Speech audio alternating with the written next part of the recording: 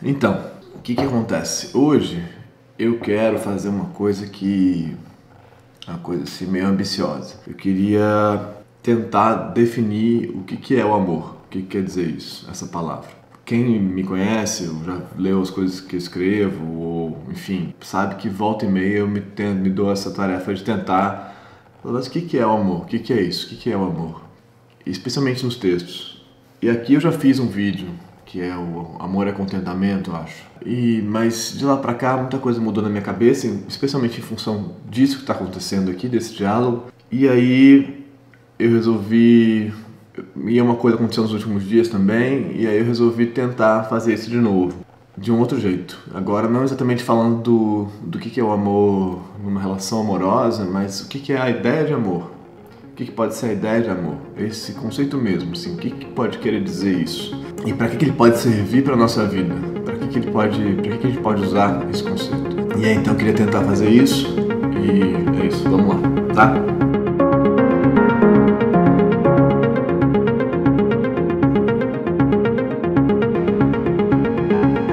Eu acho, antes de qualquer coisa, que o conceito do amor, o conceito amor, a palavra amor, as palavras, né? As palavras representam as coisas que elas representam e tal, às vezes coisas abstratas, às vezes coisas concretas, mas algumas delas representam muitas coisas, outras menos coisas, assim. Tem essa discussão na filosofia várias vezes aparece que é assim, tem mais palavra ou mais coisa no mundo? Tem mais palavra do que coisa ou mais coisa do que palavra? É uma discussão super engraçada assim que rola, que é tipo, não, tem muito mais palavra do que coisa, porque tem várias palavras para dizer a mesma coisa. Tem gente que diz, não, tem muita coisa que não tem nome ainda, tem muita coisa que a gente não conseguiu nomear, que a gente fica tentando, mas que fica em aberto. Eu acho bonita essa ideia de que tem coisa que não tem nome.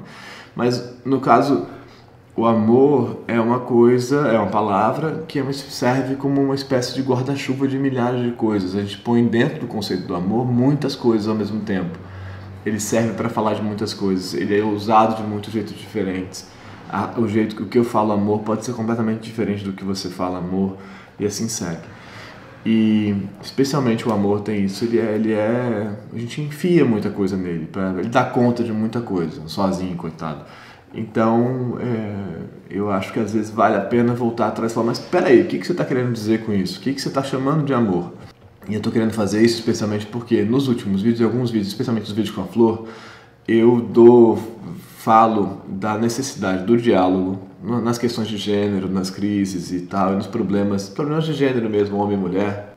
Eu volta e meia chego de novo no problema do diálogo, na necessidade do diálogo, da gente conseguir conversar antes de brigar, antes de se debater, antes de falar você é homem ou você sei lá o quê. E eu chego nesse lugar de falar, vamos conversar, vamos conseguir falar um com o outro. E eu sempre falo de que a gente tem que ser amoroso. E aí, no último vídeo aqui, que é o Superar a Crise, eu acho, uma pessoa me escreveu, eu vou até mandar esse vídeo pra ela, falando, cara, não dá mais pra ser amoroso, a gente se submeteu, a gente, sabe, você tá falando isso aí desse seu lugar, do seu lugar de privilégio, que realmente o meu lugar é um lugar de privilégio, o meu lugar é um lugar do discurso sem ruído, eu posso falar, né, eu sou um homem branco, hétero, cis, sei lá, não sei nem se, bom, enfim, mas eu sou. Então, a minha vida é meio que a vida sem atrito, né? Minha vida acontece, minha vida parece ser a vida certa, né? Minha vida é diferente, ela é, no relato dela, negra e lésbica. Então, realmente, é uma situação de preconceito que eu nem imagino, eu nem consigo imaginar o que seria isso. Mulher, negra, lésbica. Não consigo conceber. Eu entendo a ideia, mas eu não consigo. E aí fiquei pensando em responder para essa pessoa que tinha me falado isso, que eu não podia estar falando de ser amoroso, quer dizer, só podia falar porque da minha condição de privilégio, mas na situação dela não dá mais para ser amoroso, ela tem que tentar sobreviver. E eu entendo totalmente, e fiquei pensando como responder, e falei, cara, mas o que eu estou chamando de amor? O que eu estou chamando de amor? O que quer dizer amor? E aí fiquei quebrando a cabeça com isso para tentar entender por que eu estava dizendo isso, sem ser leviano, sem falar simplesmente, não, vamos ser amoroso aqui, tá tudo bem.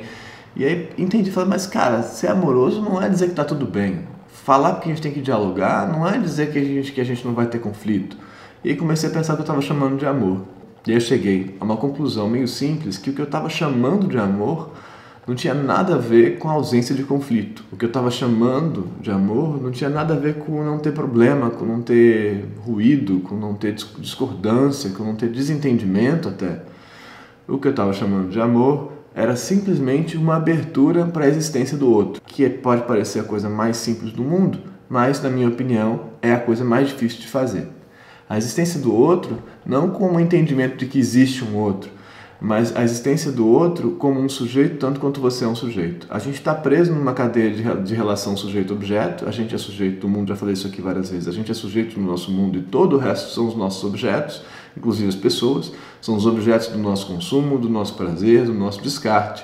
E daí o negócio da responsabilidade afetiva tem a ver com isso, né, que sempre me pedem para falar sobre isso também. O resto do mundo inteiro é objeto do nosso consumo, do nosso desejo, do nosso descarte ou do nosso qualquer coisa. Não quero saber disso mais, vai para lá, vai para cá. E, assim, no campo do diálogo e do conflito é isso também, né? Então, qualquer outro que esteja falando não é um outro, uma pessoa. O outro é um objeto. Não é possível conceber a ideia de que aquele outro tem uma vida. Então, quer dizer, a gente entende, mas a distância entre o entendimento disso e a experiência que você tem do que é estar vivo você mesmo é abissal, é enorme. Então, aquele outro sempre vai ser menor do que você. A sua noção de experiência sobre si mesmo é sempre muito maior. Isso não tem solução, eu já falei disso aqui também. Não tem solução para isso. Então, o amor, para mim, é a máquina que faz a gente entender que aquele outro é um sujeito. Entender e experimentar isso como real, como algo real. Esse outro é um sujeito, qualquer que ele seja. E se essa máquina acontece, não quer dizer que a gente não possa discordar. Não quer dizer que a gente não possa se desentender. Não quer dizer que eu me submeta ao outro. Não quer dizer que eu me submeta à dominação do discurso do outro. Ou ao discurso, ou ao outro em si. Não quer dizer nada disso. Não quer dizer que eu vá aceitar qualquer coisa que aconteça. Não quer dizer nem que vai ter harmonia nessa relação, no sentido de harmonia. Não estamos em harmonia. Talvez tenha harmonia no sentido musical, de variações, de tensionamentos, uma harmonia, né? No sentido de construir uma música, a música, assim, a coisa que tem silêncios, que tem estranhamentos, que tem momentos de tensão, que tem momentos de aceleração. Isso sim, talvez tenha essa harmonia, mas não tem harmonia no sentido de não temos problema. Isso também vai parar na relação amorosa, no sentido romântico, no sentido do encontro amoroso entre dois sujeitos. Não quer dizer que não exista problema, muito pelo contrário. O amor é essa espécie de máquina maravilhosa que faz a gente entender que o outro é um sujeito, é uma pessoa, não é uma coisa, não é um objeto da minha fantasia, do meu desejo, da minha invenção, sei lá. O amor faz a gente perceber o outro como alguém que existe, tanto quanto a gente. E para mim, só o amor, nesse sentido, viabiliza a possibilidade de diálogo e a possibilidade da existência da gente como humanidade, entendeu? O amor, nesse sentido também, é a noção mais profunda de humanidade. De que existe um humano, de que existe alguém, de que existe um sujeito para além da gente mesmo, que eu acho que é o que a gente não está conseguindo fazer. Como é que a gente consegue inaugurar o amor? O amor, como é que a gente consegue inaugurar essa espécie de sentimento, entendimento de que esse outro é um outro, de que esse outro é uma pessoa que existe tanto quanto a gente? Isso é o mais difícil. Eu acho que a gente se engana achando que esse caminho vem pela experiência romântica, no sentido clássico, no sentido romântico, ele não vem. Acho que várias vezes ele não vem daí. A gente inaugura ali a paixão e tal, e a paixão é nada mais investido na relação objeto do desejo, objeto do desejo. Aliás, tem um filme maravilhoso chamado Esse Obscuro Objeto do Desejo, do Buñuel. Assistam esse filme se vocês puderem, se estiverem aí nessa Páscoa com algum tempo livre. Tem um filme incrível que é para mim, no sentido narrativo e o conteúdo e a forma dele estão totalmente conectados a essa ideia de que a gente acha que a gente está conectado ao outro como sujeito, mas a gente está só tratando como um objeto. Assistam, quem já assistiu me fala o que acha. Mas, então eu acho que o amor romântico não é exatamente o caminho para isso, no sentido de o apaixonamento não é exatamente o caminho. O apaixonamento aprisiona a gente na relação sujeito-objeto.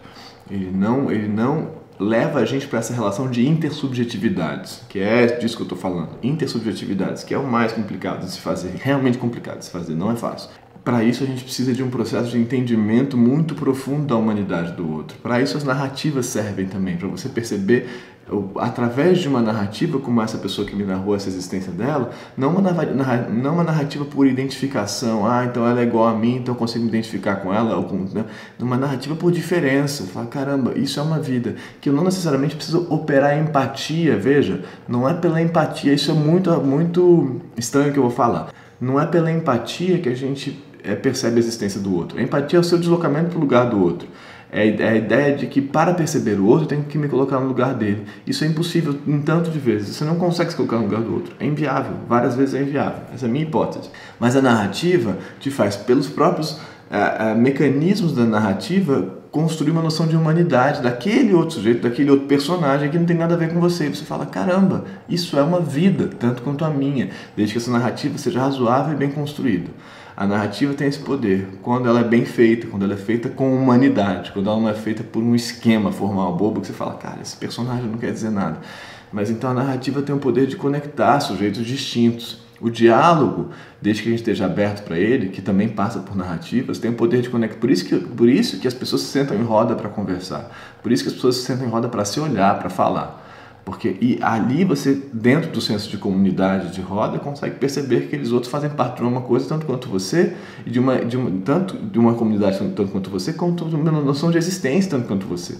E aí você fala, cara, tudo bem, talvez eles sejam pessoas. Eu acho que práticas espirituais e vamos dizer assim, purificação, ou o que quer que seja, podem aumentar a percepção do outro como sujeito? Podem. Elas podem também inflacionar o seu ego como sujeito purificado, que também é uma possibilidade.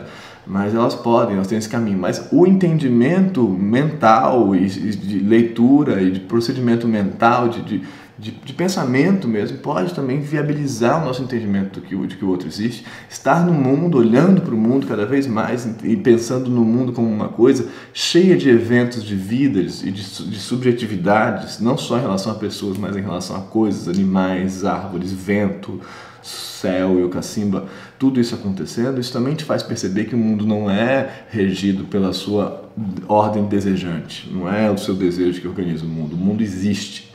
Essa percepção de que o mundo existe é muito importante. O mundo existe, o mundo está aí, cheio de vida acontecendo. Isso também viabiliza o amor. Entender que o mundo existe independente de você.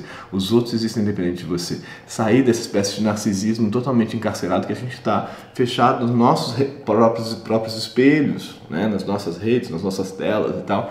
E tudo é a gente que escolhe, tudo é a gente que opera, tudo é a gente que faz. Então parece que tudo parte do nosso desejo, da nossa relação desejante de consumo em relação ao mundo. O mundo está aí, o mundo está do lado de fora, os outros estão aí do lado de fora. E isso viabiliza o amor, entender que o mundo existe, que os outros existem.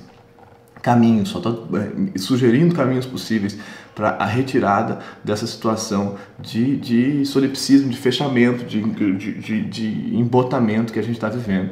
Que aí parece que o diálogo é impossível mesmo, porque o diálogo daqui, de dentro da minha própria bolha com esse outro, ele só é viável enquanto a gente concorda. Quando a gente não concorda mais, ele já não é mais um diálogo. E o diálogo essencialmente é o oposto disso. Diálogo é um outro conceito muito complicado, ele tem a ideia de dois logos, diálogos, né? Diálogos. Logos é o discurso racional, e várias vezes discurso racional, discurso com razão, discurso com lógica, né?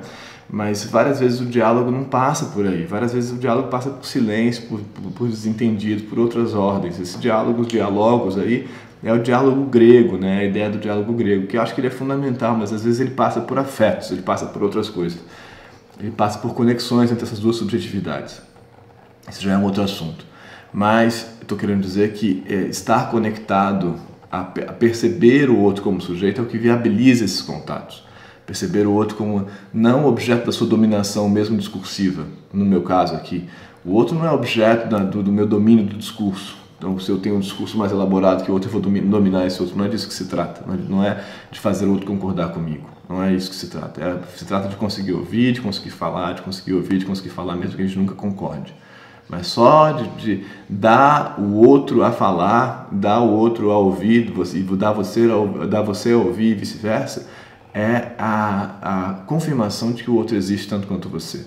Nenhum desses discursos é melhor que o outro, e você não precisa concordar com ele no final e falar sim, validando esse discurso ou falar não invalidando esse discurso. Isso não importa. Importa que o outro possa falar e que a fala dele tenha tanta importância quanto a sua. Sempre. A fala de qualquer outro tem tanta importância quanto a fala de qualquer um, de qualquer si mesmo. Isso para mim é o amor, nesse sentido. Obrigado, gente. Boa Páscoa para vocês. Bom domingo e amanhã a gente começa de novo. Ou, enfim, tchau. Obrigado.